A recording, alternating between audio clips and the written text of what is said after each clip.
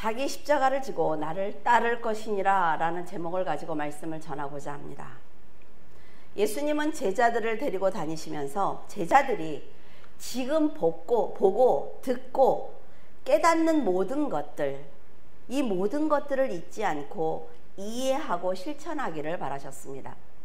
왜냐하면 제자들에게 더 깊은 하늘의 지식을 알려주고 싶었기 때문이에요. 그들은 앞으로 많은 사람을 인도해야 되는 막중한 사명을 받은 제자들이기 때문에 기적도 보여주시고 말씀도 전해주신 것입니다.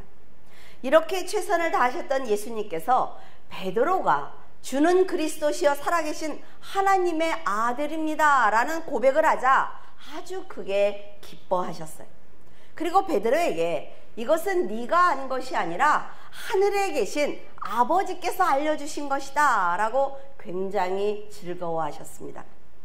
이것을 보면 예수님이 누구인지 확실하게 알고 고백하는 성도는 성령께 더 깊은 진리의 말씀을 들을 수 있고 깨닫게 하신다는 것을 알 수가 있습니다. 성경을 많이 읽고 기도를 많이 했다고 해서 깊은 진리를 깨닫는 것이 아니라 가장 정직하고 진실된 신앙을 고백하는 성도가 성령의 도움을 받을 수가 있는 거예요. 하나님의 역사심과 언약 그리고 진리를 깨닫게 되는 것입니다. 예수님께서는 제자들 가운데 베드로를 아끼셨어요. 그래서 베드로에게 더 깊은 하늘의 계획을 알려주고 싶었습니다. 베드로가 드린 신앙 고백은 하늘에 계신 아버지께서 알려주지 않으면 절대로 할 수 없는 고백이기 때문에 더 사랑스러웠을 것입니다. 이 고백 위에 교회를 세우실 것이고 음부의 권세가 교회를 절대로 이기지 못한다 라고 말씀을 하시면서 주는 그리스도라고 고백하는 모든 사람들은 사망에 빠지지 않을 것이다 라고 말씀해 주셨습니다. 고린도전서 15장 50절에 형제들아 내가 이것을 말하노니 혈과 육은 하나님의 나라를 이어받을 수 없고 또한 썩는 것은 썩지 아니할 것을 유업으로 받지 못하느니라. 사도 바울은 혈과 육은 하나님의 나라를 이어받을 수 없다라고 말을 했습니다. 이것은 하나님과 상관이 없이 인간적인 본능 그리고 인간적인 의로 사는 사람들은 하나님께서 왕으로 계신 천국에 들어갈 수 없다는 거예요. 썩는 것은 썩지 아니할 것을 유업으로 받을 수 없다라고 한 것은 이 세상에 있는 모든 것은 썩는 것이기 때문에 거룩한 천국에 우리의 몸조차도 들어갈 수가 없다는 것입니다. 이렇게 세상에 매여 살아가게 되면 보이지 않는 하나님의 역사와 약속 그리고 믿음처럼 귀한 것을 바라볼 수 없게 됩니다. 베드로처럼 주는 그리스도시요 하나님의 아들이라는 신앙 고백을 하며 보이지 않는 천국과 믿음 그리고 하나님의 약속을 위해서 살아낸 성도들만이 하나님의 나라를 유업으로 받을 수 있다는 것입니다. 고린도전서 15장 51절에서 57절 잘 보시기를 바라요. 이게 성경 한 권이에요. 보라 내가 너희에게 비밀을 말하노니 우리가 다 잠잘 것이 아니요 마지막 나팔에 순식간에 호련히 다 변화되리니 나팔 소리가 나매 죽은 자들이 썩지 아니할 것으로 다시 살아나고 우리도 변화되리라. 이 썩은 것이 반드시 썩지 아니할 것을 입겠고 이 죽을 것이 죽지 아니함을 입으리로다.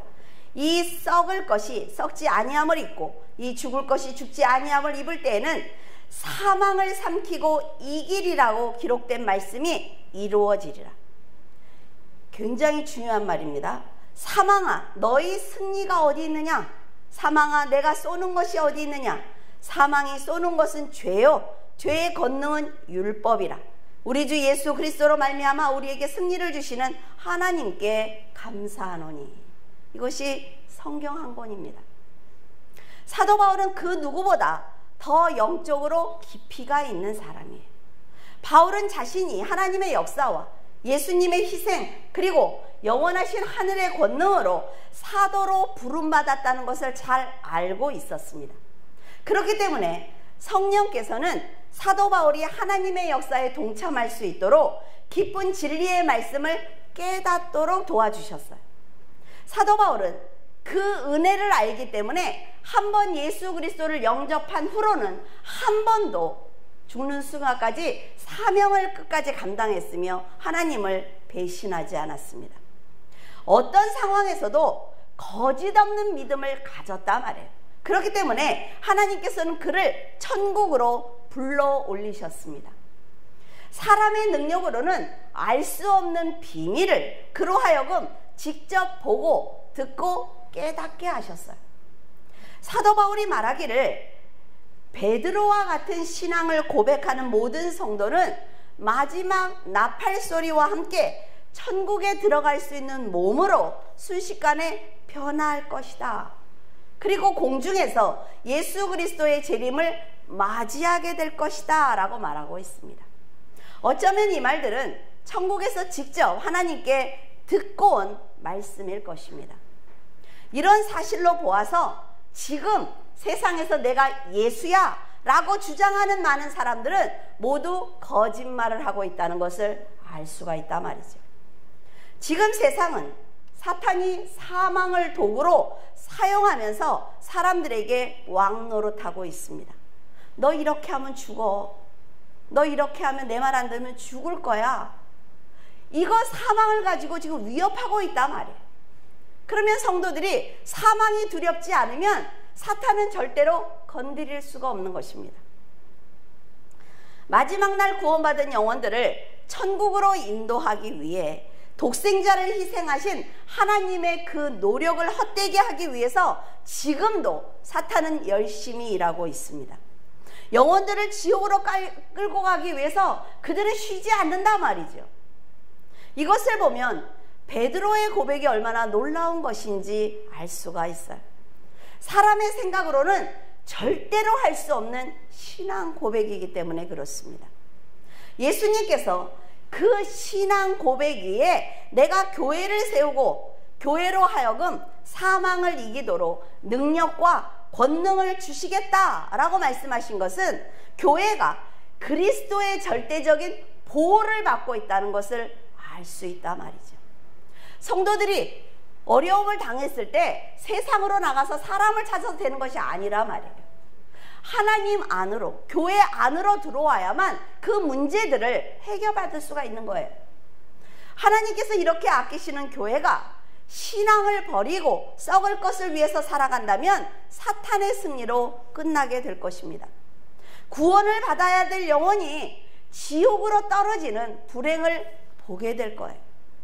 목회자들이 자신의 이익을 위해서 진리의 말씀을 전하지 않고 성도들은 자기의 이익을 위해서 세상에서 잘 살기 위해 진리의 말씀을 버린다면 마지막 나팔 소리가 났을 때 그리스도를 영접하고 변화되는 성도들은 그리 많지 않을 것입니다. 지금 예수님께서는 마지막 그날을 위해서 치열하게 싸우고 계시는 거예요. 인류의 죄를 위해 십자가를 지고 가는 그 짧은 공생애 동안에 어때요? 3년의 공생입니다. 그 안에 제자들을 세우지 않으면 큰일 난단 말이에요. 제자들이 하늘의 역사와 사탄의 계략을 분별할 수 있도록 지금 최선을 다하고 계시는 거예요. 어린아이가 착한 일을 했을 때 크게 칭찬을 하는 어머니처럼 베드로가 딱 한 번 올바른 고백을 하자 예수님은 이런 성도가 마지막 날 천사의 나팔 소리를 들을 수가 있으며 재림하시는 예수님을 영접할 수 있다라고 가르쳐 주신 것입니다. 그러시면서 더 깊은 하나님의 계획에 관한 비밀을 알려주셨는데 그것은 바로 십자가를 지는 사건이었습니다. 예수님이 십자가를 지는 것은 사탄이 가장 두려워하는 순간이란 말이죠. 십자가를 지는 순간 패배를 인정해야 합니다. 그렇기 때문에 사탄은 수단과 방법을 가리지 않고 예수님이 십자가를 지는 것을 막으려고 한 거예요. 이렇게 치열한 영적 세계가 지금도 우리와 함께 공존하고 있습니다. 그러므로 성도들은 구원의 계획을 방해하지 않기 위해서 늘 조심하면서 살아야만 합니다. 사탄이 얼마나 교활한지 신앙 고백을 한 베드로가 그 자리에서 자기의 입으로 십자가를 지지 말라는 엄청난 말을 하도록 만들었습니다. 이게 사탄이라 말이죠. 성도들도 베드로처럼 자신이 지금 하나님께 칭찬을 받고 나는 헌신하고 있어 라고 생각하는 순간 사탄의 도구가 될 수가 있습니다. 베드로가 어리석은 생각을 했든 아니면 칭찬을 듣고 순간 교만해졌든 그가 사역을 방해하는 순간을 예수님은 놓치지 않았습니다. 예수님은 베드로에게 사탄아 내 뒤로 물러가라 라고 하시면서 네가 하나님의 사람의 일을 생각하고 하나님의 일을 생각하지 않는 자다 라고 책망을 하셨습니다. 이 순간 예수님은 얼마나 화가 났을까요? 절대로 방심해서는 안 되는 치열한 전쟁터의 한가운데 서 있다 말이죠.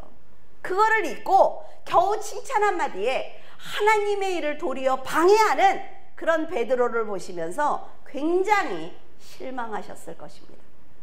만약 베드로의 말을 여러분이 직접 들었다면 여러분은 어떻게 반응했을 것 같습니까?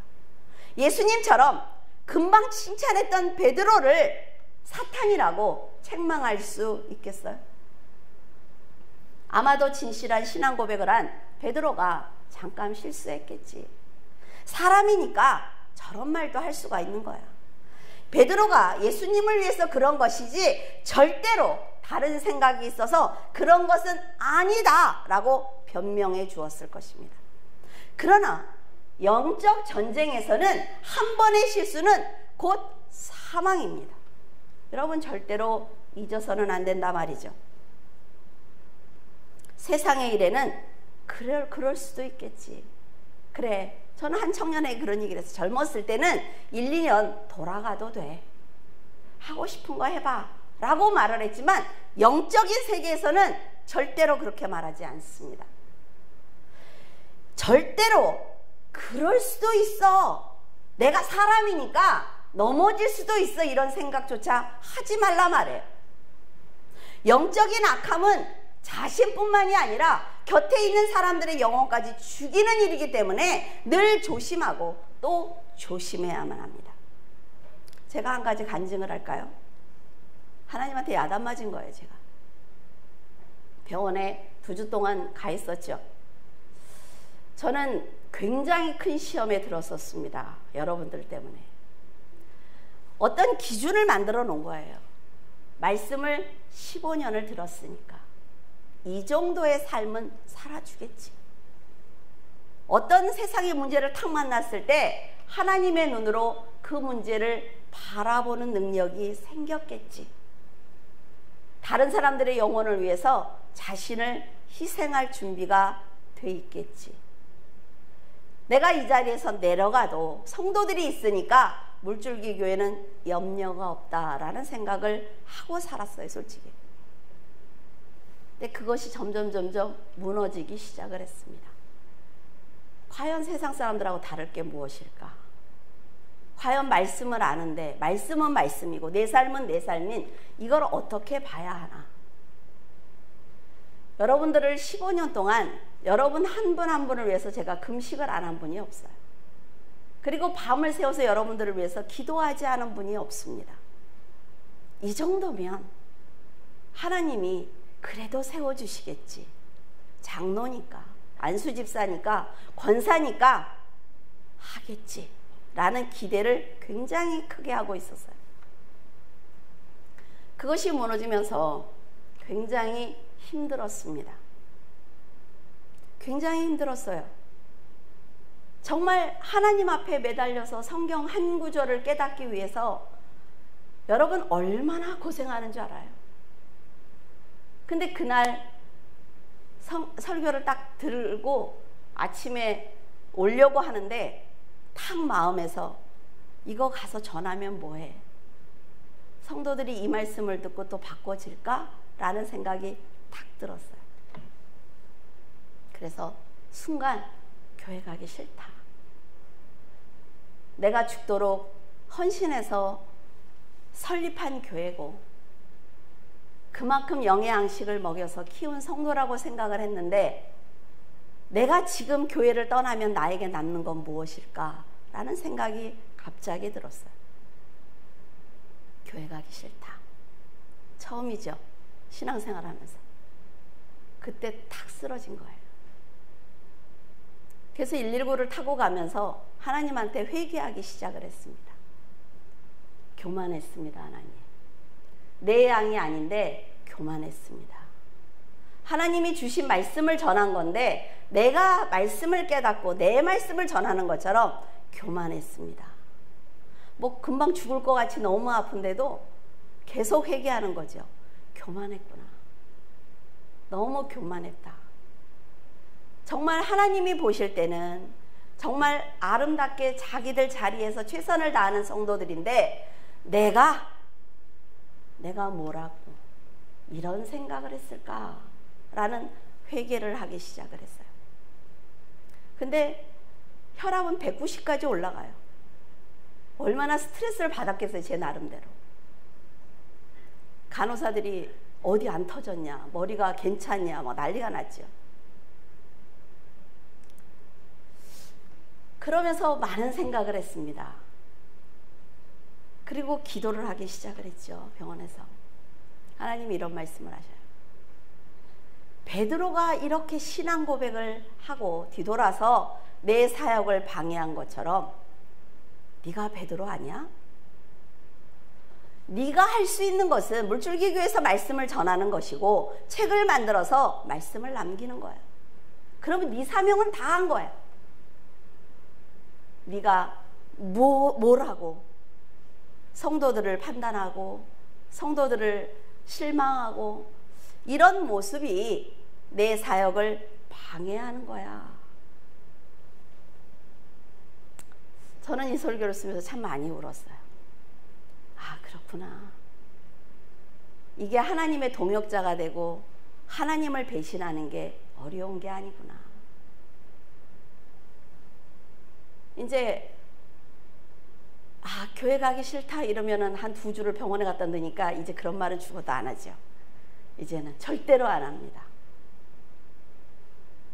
하나님의 말씀을 듣고 하나님의 말씀을 깨닫고 수련회 가서 전할 그 말씀도 정말 하나님이 가르쳐서 제가 펄펄 뛰면서 춤을 췄어요.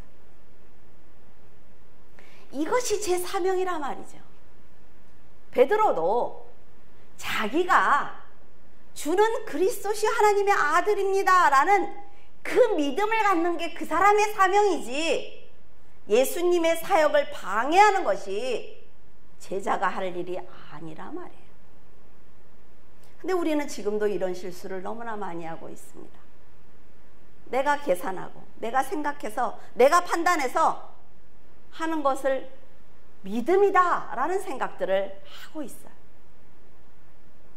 그래서 인간적으로 착한 것과 영적으로 선한 것은 절대로 다르다는 것을 꼭 명심하시기를 바랍니다. 저 사람을 보면 믿음 생활은 잘 못하는 것 같은데도 정말로 버젓이도 살 그런 사람이니까 괜찮아 라는 식의 그런 생각은, 그런 믿음은 그 사람과 나 자신을 죽이는 거예요. 보좌를 유보하고 세상에 오신 메시아의 사역을 막는 일이 그럴 수도 있겠지 라는 말로 이해가 된다면 우리는 거짓 종교를 믿고 있는 것입니다.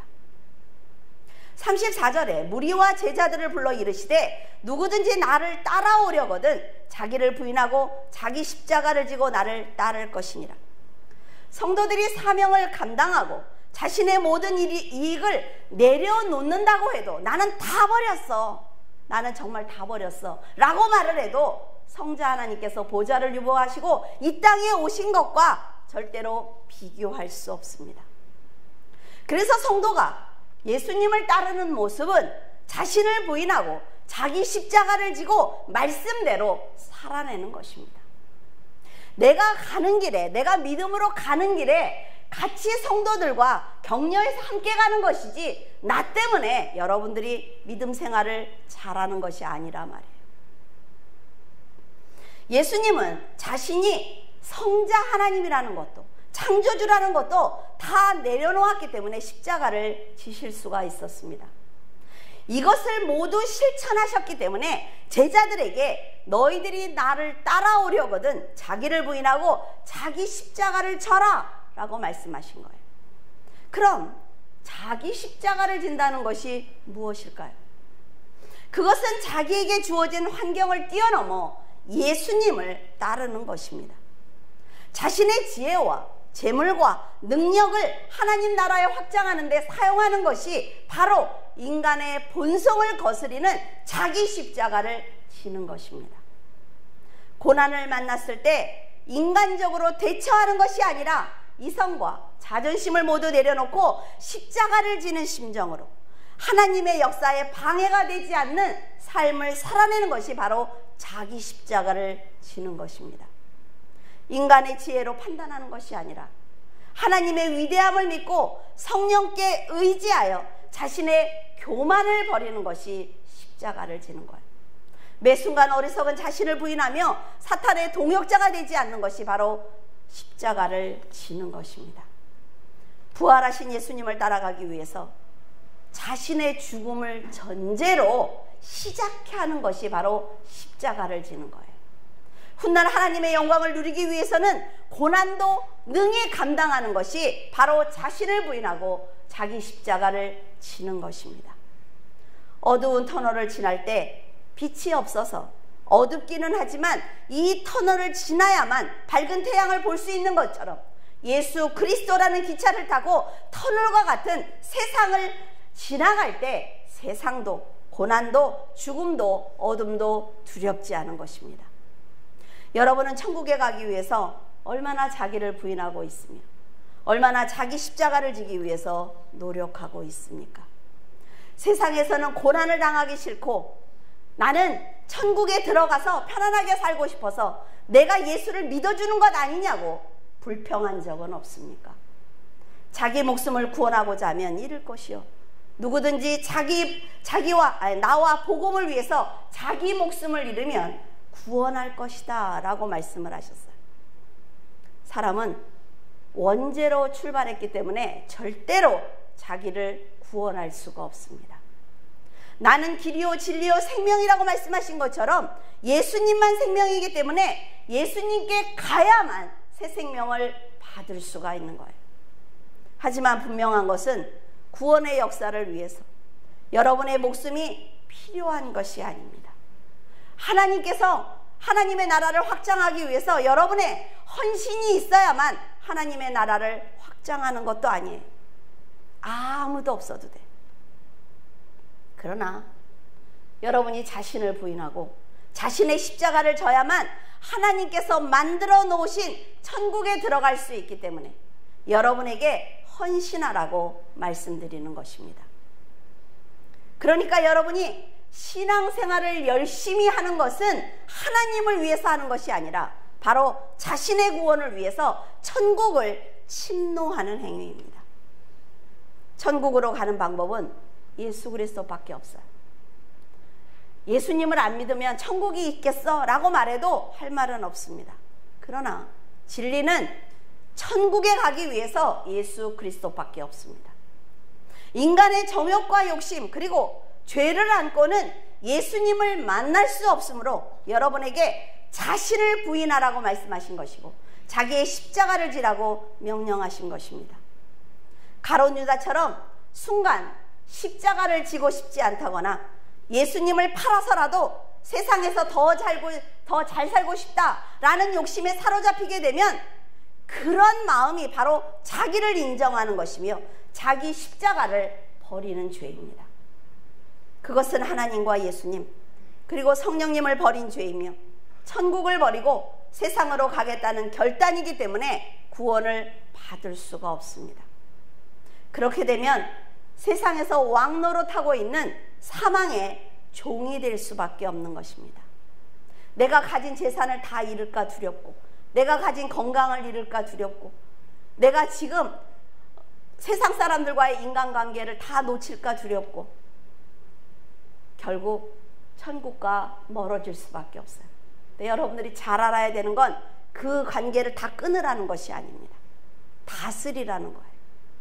내가 사람들과의 인간관계를 영적으로 그를 다스리고 내 재물을 영적으로 다스리고 내가 하는 모든 시간들과 내 말과 삶을 내 영권을 가지고 다스리라는 거예요. 그러면요 세상이 다르게 보입니다.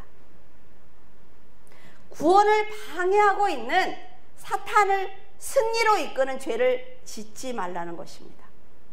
사탄은 유한한 세상에서 사람들을 유혹하고 꿰어서 많은 것을 누리도록 도와줄 수 있습니다. 절대로 사탄이 못한다는 얘기가 아니에요. 잘 살게 사탄이 도와줄 수 있습니다.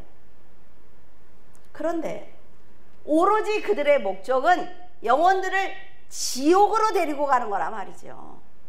구더기도 타죽지 않는 그 지옥으로 데리고 가는 것입니다. 그래서 내가 세상에 온 천하를 얻고도 자기의 목숨을 잃게 되는 것입니다. 37절에 사람이 무엇을 주고 자기 목숨과 바꾸겠느냐? 세상에서 다른 사람들보다 소유가 많다면 살기는 아주 편할 것입니다. 세상에서 잘 살고 성공하는 것이 나쁘다는 얘기를 하는 게 아니에요. 절대로 아닙니다.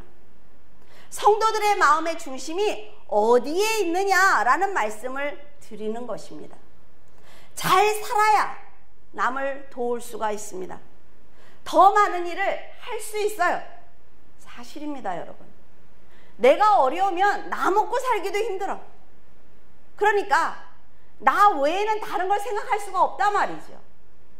그러나 가룟 유다처럼 세상에서 잘 살기 위해서 사탄과 거래를 한다면 마지막 날 영원한 불 속에 떨어지게 된다는 얘기를 하고 있습니다. 사실이라 말이에요, 여러분. 사실이에요. 물론 천국과 지옥이 있다는 것을 믿어야 결단도 할 것입니다. 하지만 성경을 보면 하나님의 모든 계획이 인간의 역사를 통해서 다 성취되고 있어요. 이것이 사실입니다. 성경을 부인하기 위해서 역사학자가 성경을 연구하다가 하나님을 영접했어요. 왜? 한 말씀도 틀린 것이 없기 때문에. 세상의 마지막 날에 예수 그리스도의 재림은 사실입니다. 그때에는 어떤 변명을 해도 그리스도의 길을 갈 수가 없어요. 아무리 사정을 해도 하나님의 나라에 들어갈 수 없습니다. 나는 저 사람 때문에 감정이 상해서 교회를 떠난 것이다. 나는 저 사람 때문에 신앙생활을 잘할 수가 없었어 라고 말을 해도, 나는 아무리 억울하다고 말을 해도 절대로 천국에 들어갈 수가 없어요. 어둠에 떨어져서 이를 갈게 될 것입니다. 예수 그리스도의 길로 갈 수 있는 것은 오직 이 세상에 살아있을 때뿐이라는 것을 여러분 명심하시기를 바랍니다. 지금 말씀을 듣고 말씀대로 살아낼 수 있는 이때가 바로 기회라는 거예요. 사는 것이 힘들거나 너무나 풍요로워서 예수님에게 관심이 없는 사람도 있지만, 그럼에도 불구하고 내가 어렵고 많이 가졌음에도 불구하고 자기를 부인하고 자기 십자가를 지는 사람들은 구원을 얻을 것입니다. 이 세상에서 신앙을 지키는 것은 사탄과의 전쟁입니다. 사탄이 모든 수단과 방법을 동원해서 여러분을 공격할지라도 여러분은 예수님을 떠나지 말아야 하고 선한 믿음의 형제를 버리지 말아야 합니다. 그리고 자기를 부인하고 자기 십자가를 져야만 천국에 들어갈 수가 있단 말이죠. 38절에 누구든지 이 음란하고 죄 많은 세대에서 나와 내 말을 부끄러워하면 인자도 아버지의 영광으로 거룩한 천사들과 함께 올 때에 그 사람을 부끄러워하리라.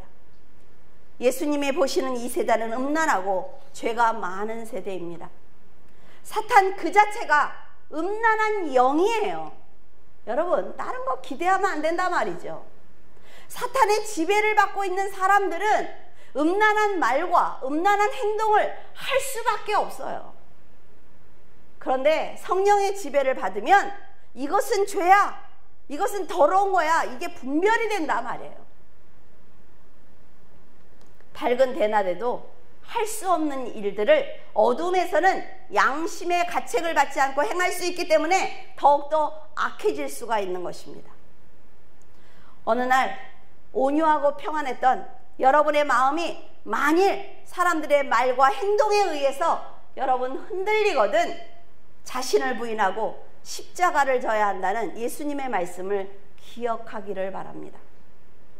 사탄은 사람의 말과 행동을 통해 신앙을 빼앗기도 하고 예수님을 부인하기도 하기 때문에 그들의 계략에 넘어가서는 안 된다 말이에요.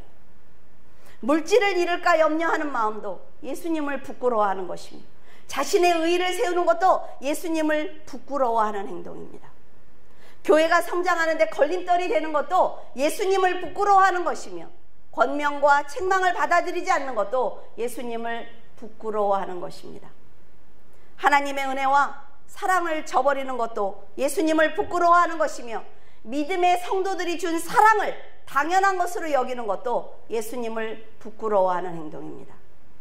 예수님께서 하나님의 영광으로 거룩한 천사들과 함께 오실 때 이런 사람들을 부끄러워하겠다라고 말씀하셨단 말이죠. 마태는 예수님이 아버지의 영광으로 그 천사들과 함께 오리니 그때 각 사람의 행한 대로 갚아주실 것이다 라고 기록하고 있습니다. 살아있을 때는 세상을 위해서 혹은 사탄에게 속아서 예수님께 부끄러움을 드리는 잘못을 쉽게 저지를 수 있지만 반면에 돌이킬 수도 있습니다. 그러나 예수님께서 재림하셔서 그 사람을 부끄러워하시겠다는 것은 그에게 영원한 기회가 없다는 것입니다. 그가 행한 대로 갚아주겠다라는 것은 우리 사람들이 하는 것처럼 복수하겠다는 얘기가 아니에요. 상급을 받을 자에게는 상급을, 영벌에 처할 자는 꺼지지 않는 불에 던지시며 모든 것을 정리하겠다라는 말씀이에요. 여러분이 믿음과 의와 지혜와 명철 그리고 사랑으로 살아낸다면 마지막 날 나팔소리가 났을 때 지금까지 행한 모든 상을 받게 될 것입니다. 지금 자기를 부인하기 위해서 노력했던 고통의 시간과 예수님을 부끄럽지 않게 하려고 자기 십자가를 지던 순종의 삶에 대한 상을 받게 될 것입니다. 예수님께서는 지금 그리고 날마다 여러분이 어떤 삶을 살고 있는지 모두 알고 계십니다. 성경에 보면 천사들이 부지런히 성도들의 기도를 보좌로 옮겨드렸다라는 기록이 있어요. 보좌 앞에 펼쳐져 있는 책들이 있습니다. 여러분들이 어떻게 살았는지 다 기록된 책이 있단 말이에요. 그래서 지금도 여러분을 위해서 일하고 있는 천사들이 있음을 알 수가 있습니다. 저희 아버님이 돌아가실 때 마지막 임종의 순간에 정말 하얀 옷을 입은 사람들이 그 방을 가득 채우고 찬양하는 것을 제 눈으로 보았습니다. 여러분, 정직한 믿음을 가지고 하나님을 믿어드리면 여러분의 기도가 성취된단 말이죠. 우리가 생각했을 때 저 사람은 안 돼, 저 사람이 되겠어? 라는 생각을 먼저 하니까 안 되는 거예요. 그러나 하나님 앞에 최선을 다해서 기도했을 때 마지막 순간에 구원하시는 것을 눈으로 보았습니다. 최선을 다하는 성도는 믿음으로 살 수 있도록 사탄의 공격을 막아주시고 시험에 들지 않도록 악한 자와 악한 영을 물리쳐 주시는 것입니다. 9장 1절에 또 그들에게 이르시되 내가 진실로 너희에게 이르노니 여기 서 있는 사람 중에는 죽기 전에 하나님의 나라가 권능으로 임하는 것을 볼 자도 있느니라 하시니라. 마태복음 16장 28절에 진실로 너희에게 이르노니 여기 서 있는 사람 중에 죽기 전에 인자가 왕권을 가지고 오는 것을 볼 자도 있느니라. 예수님의 재림의 시간은 그 누구도 알 수 없습니다. 여러분들에게 반복해서 말씀을 드려요. 절대로 알 수 없습니다, 여러분. 하지만 마가의 말을 들어보면 제자들이 살아있는 동안 재림이 있을 것이다 라는 말씀처럼 들립니다. 그러나 예수님도 알지 못하고 오직 하나님만 그날을 알고 계신다라고 말했기 때문에 여러분은 절대로 예수님의 재림을 점쳐서는 안 됩니다. 재림의 날을 계산하는 그 자체로 잘못된 신앙이라 말이에요. 아니라는데, 모른다는데 그걸 왜 계산하고 앉아있어요? 재림의 날에 관심을 갖기보다는 오늘 내가 지혜를 가지고 어떻게 살아낼 것이냐, 이것이 현명한 것입니다. 예수님은 이제 어린 신앙을 벗지 못한 제자들을 두고 십자가를 져야 되는 시간이 다가오기 때문에 그들에게 힘을 주고 싶었을 것입니다. 여기서 왕국이라는 뜻은 나라, 왕권, 왕의 통치라는 의미가 있습니다. 재림하시는 날을 자신도 알지 못한다, 이 말씀에 의지해서 생각을 해보면 예수님께서 친히 다스리는 나라가 있을 것이며 그 나라가 임했다는 것을 깨닫는 자도 있을 것이다 라고 풀 수가 있어요. 누가복음 17장 20절에서 21절에 바리새인들이 하나님의 나라가 어느 때에 임하나이까 묻거늘 예수께서 대답하여 이르시되 하나님의 나라는 볼 수 있게 임하는 것이 아니요 또 여기 있다 저기 있다고 못하리니 하나님의 나라는 너희 안에 있느니라. 굉장히 중요한 얘기를 하고 있습니다. 하나님의 나라는 볼 수 있게 임하는 것이 아니다 라고 말씀하셨어요. 성도 안에 있다고 하신 것을 보면 세상에서 성령님과 동행을 하면서 하나님의 나라를 소망하고 천국이 믿어지고 마지막 날에 예수 그리스도께서 재림하실 것이다 라는 것이 믿어지면 그 자체로 천국 백성이 된 것입니다. 그러니까 지금 여러분은 살아있으면서도 예수님이 왕권을 가지고 오신 것을 본 자라 말이에요. 무슨 얘기인지 알겠습니까? 그 믿음이 얼마나 큰 축복인지 여러분이 알았으면 좋겠어요. 정말 알았으면 좋겠습니다. 살아있으면서 천국을 소유한 자, 세상에서 하나님께 기도드리는 자, 세상 사람들과 섞여 살면서 하나님의 백성이며 시민권을 가진 자라는 것이, 내가 성도라는 것이 얼마나 특별한 것인지 여러분이 알았으면 좋겠어요. 저는 병원에 실려가면서 이런 생각을 했습니다. 아, 이렇게도 갈 수 있구나. 하나님이 부르시면 나는 오늘이라도 갈 수 있구나. 그러면 내가 과연 할 일이 뭐지? 결국 뭐예요? 하나님이 저에게 원하시는 말씀을 온전히 전하는 거예요. 그거 한 가지밖에 없더라고요. 자기를 부인하고 자기 십자가를 지고 예수님을 따르는 것은 곧 구원을 받은 것입니다. 영원한 천국에서 하나님을 찬양하며 살아갈 수 있는 축복을 이미 이 땅에서 받은 거라 말이에요. 여러분은 세상에서 받는 고난이 힘들고 세상의 유혹도 많겠지만 부디 자신을 부인하고 십자가를 지는, 기꺼이 지는 성도가 되어서 영원한 나라에서 하나님의 영광을 누리고 축복을 받는 그런 삶을 살기를 예수 그리스도의 이름으로 축원을 드립니다. 기도하겠습니다. 살아서 역사하신 하나님, 은혜를 감사를 드립니다. 베드로가 아무리 성령께서 알려주시는 그 심오한 고백을 했다고 해도 인간의 생각에 사로잡혔을 때 사탄들도 감히 입 밖에 낼 수 없는 십자가의 사건을 막는 것을 볼 수가 있습니다.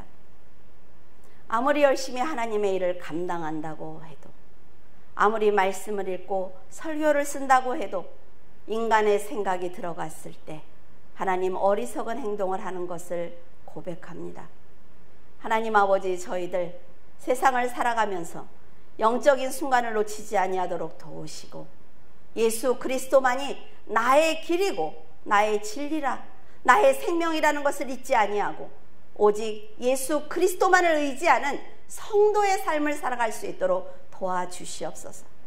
세상은 점점 화려해지고 있습니다. 세상은 점점 숨가쁘게 돌아가고 있습니다. 하나님 아버지, 세상의 권력을 가진 자들이 자살을 하고 그것을 보는 어린아이들은 생명을 버리는 것을 너무나 쉽게 생각하는 가운데 있습니다. 그러나 성도들만이라도 오직 하나님을 의지하게 하시고 천국과 지옥이 있다는 것을 잊지 아니하며 오늘 하루를 믿음으로 살아낼 수 있도록 도와주시옵소서. 주님께서 함께 하심을 감사하며 우리 주 예수 그리스도 이름으로 기도드립니다. 아멘.